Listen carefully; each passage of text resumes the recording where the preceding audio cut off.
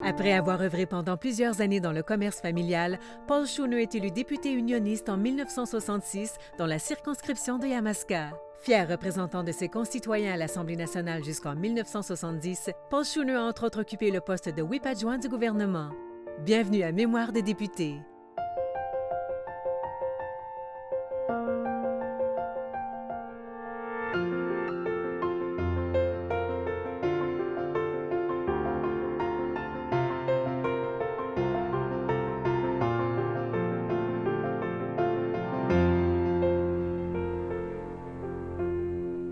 Bonjour, M. Schooner. Bonjour, Bienvenue à Mémoire de député. ça me fait plaisir. Vous êtes né à Pierreville, dans une famille qui était très bien enracinée dans le village, mais quelle est l'origine de la famille Schooner? L'origine de la famille Schooner, c'est d'abord les deux premiers arrivants ici au Québec, c'était des Allemands. J'ai jamais pu trouver d'où ils venaient exactement, mais quand ils sont arrivés ici en 1812, ils se sont retrouvés sur la seigneurie Wartel. La seigneurie Wartel, c'est sur la rivière David, une petite rivière qui se jette dans la rivière Yamaska. Donc, pas très loin de Pierreville où je demeure, là. Et puis, ces gens-là, deux frères, et ils travaillaient pour le seigneur Wartel. Il y en a un qui était déjà marié, qui avait des enfants, et l'autre était célibataire. Le célibataire, qui s'appelait Ferdinand, a épousé une fille de Saint-François-du-Lac, une Marie Desmarais. Et puis, ils ont eu un fils, John, un seul fils. Après leur mariage en 1815. Ce qu'on retrouve, c'est qu'en 1851, John Schooner, le fils de Ferdinand, figure dans le Canada Directory comme opérant un magasin général à Saint-François-du-Lac, mais du côté où je demeure, là, à Pierreville. OK, ça c'est le premier Schooner avec un magasin ça, dans la c'est région. le premier Schooner avec le magasin, oui. Et puis, son fils, Georges Omer, qui est mon grand-père, en 1890, a ouvert son commerce, magasin général à Pierreville. C'est ça, ce sont les débuts là, de la famille dans notre région. Mais vous avez travaillé longtemps dans le business de la famille, là. Quand avez-vous commencé, là? Étiez-vous très jeune? Bien, moi, j'ai fait mes études au séminaire de Nicolette. Mhm. J'ai fait la moitié de mon cours classique au séminaire de Nicolette. Là, mon père, probablement, ça a été un moyen de m'influencer, là, ou de me donner une direction. C'est qu'il m'a envoyé pour 2 ans au Collège Saint-Joseph de Berthierville, là où on enseignait l'anglais et même la comptabilité. Et puis, quand je suis revenu au magasin, après ces 2 années, c'était en 1942. Là, j'ai été conscrit. Fait que mon père a appelé au séminaire de Nicolette pour leur dire que de m'inscrire comme étudiant là, pour l'année qui allait venir, en septembre. Et ça m'a donné l'obligation, par exemple, de faire mon entraînement militaire avec le régiment de Trois-Rivières. Et à la suite de ça, mon père est décédé en 1945 et moi, j'ai j'ai terminé mon classique. J'ai eu mon bachelier SR de l'Université Laval. Et je me suis inscrit à l'École des hautes études commerciales à Montréal. J'ai fait une année et je suis revenu au commerce. J'étais destiné à poursuivre la tradition familiale, il faut dire. Oui. Puis vous aurez resté là jusqu'à tout récemment. J'ai été 46 ans à travailler dans le magasin. Jusqu'en 1957, moi, je l'ai exploité comme co-actionnaire ou vice-président de la compagnie, là, de 57 jusqu'à ma retraite en 1990. Nous autres, le commerce, là, c'était plus qu'une épicerie. À un moment donné, il y avait même jusqu'à 45 employés. Hein. Oh! Dans la famille Schooner était soumise à un testament de leur père. Et leur père, quand il est décédé en 1929, il a laissé l'ouverture de son testament ne devait se faire qu'en 1955. Ça venait de donner une direction de vie à toute sa famille. Wow! Parce que après ça, chacun, il y avait 4 garçons et 3 filles. Les 4 garçons étaient automatiquement forcés de demeurer dans le commerce et de continuer dans le commerce. Très inusité, là. C'est sûrement inusité. Écoutez, moi, j'ai pas vu d'autres exemples que ça. En somme, c'est pratiquement ça qui a fait aussi qui a causé ma destinée. Ouais. Fascinant. Toutes les familles Schooner vivaient sur les revenus du commerce. Je ne sais pas si ça existait ailleurs, mais c'était... Vous avez parlé de comment c'était un peu plus simple politiquement. Quand vous avez commencé en politique, on avait juste les rouges puis les bleus. et, Oui. et vous dites que ça influençait ses appartenances, ça influençait toutes les couches de la vie. Comment est-ce que ça se fait, là? Moi, en tout cas, ce que j'ai vécu du temps de mon père, là, écoutez, moi, je suis né en 1923, là, et j'ai des connaissances qui remontent jusqu'à, mettons, 1929-30, dans ces années-là. Et puis, j'ai eu connaissance d'événements politiques. Dans ce temps-là, pratiquement, là, il y avait bien des domaines étaient soumis aux tests politiques. Mm. Ça voulait dire que c'était le municipal, le religieux,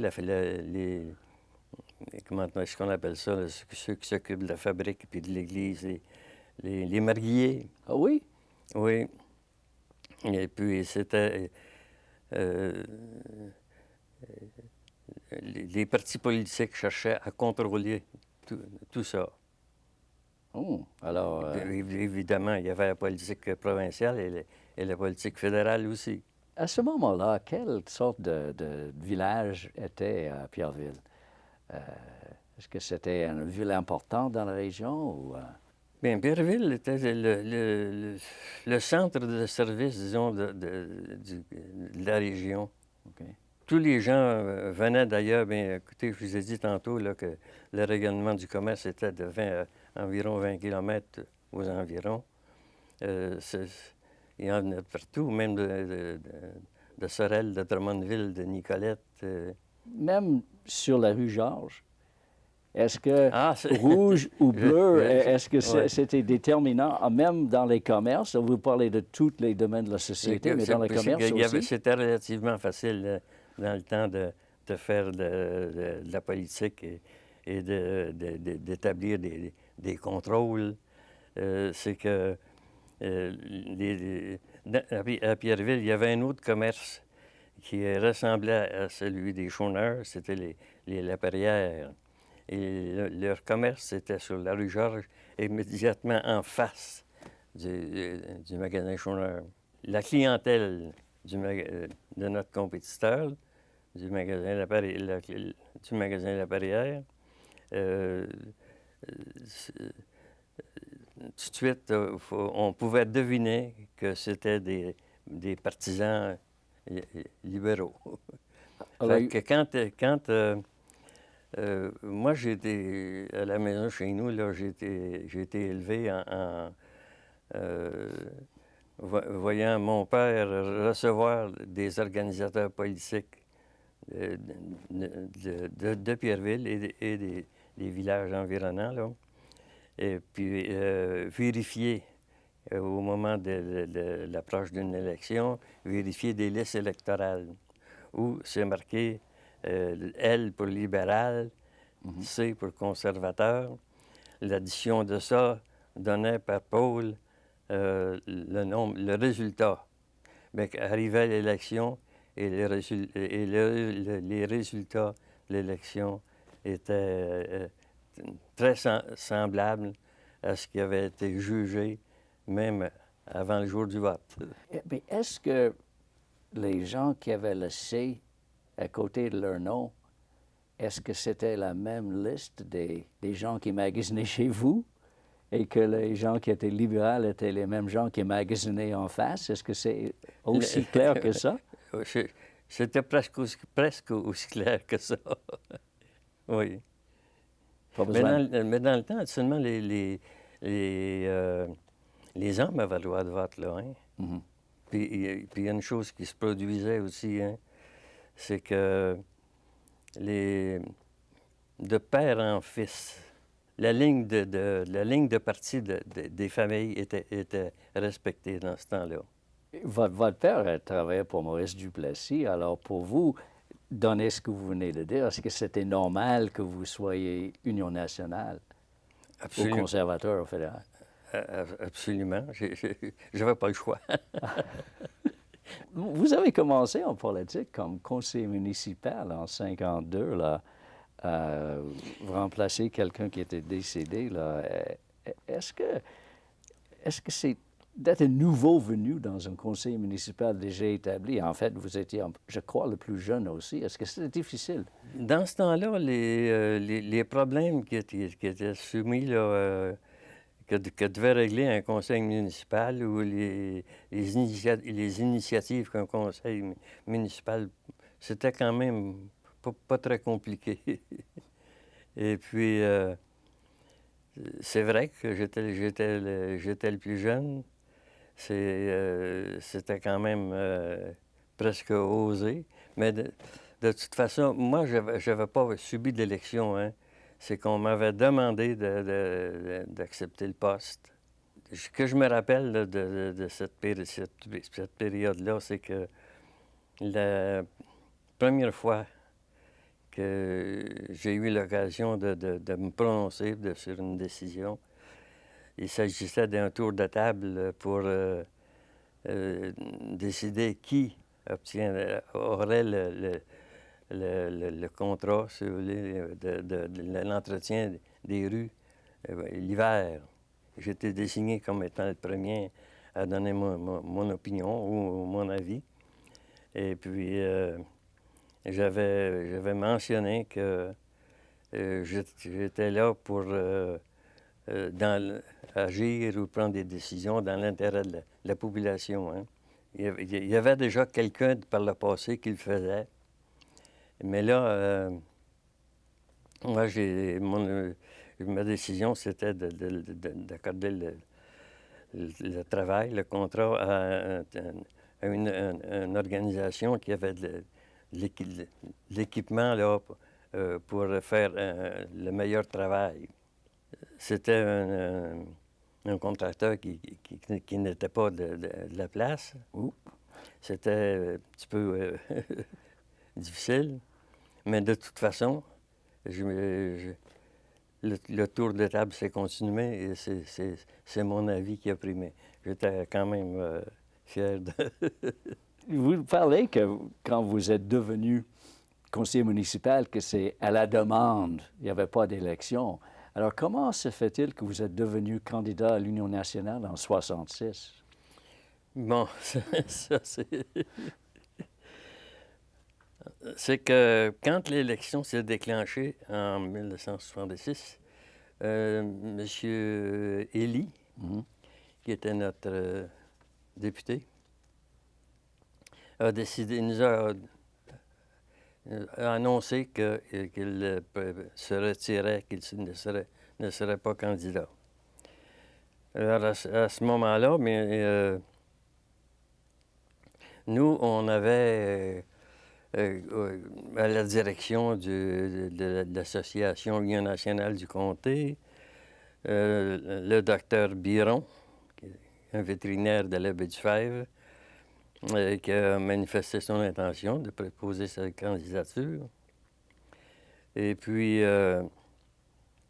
aussi le fils de M. Élie, qui était Robert Élie, qui était un agronome. Du côté libéral, on avait désigné M. Fauché, qui était vétérinaire, tout comme M. Biron. Moi, j'étais en charge de l'organisation de Pierreville et même du comté.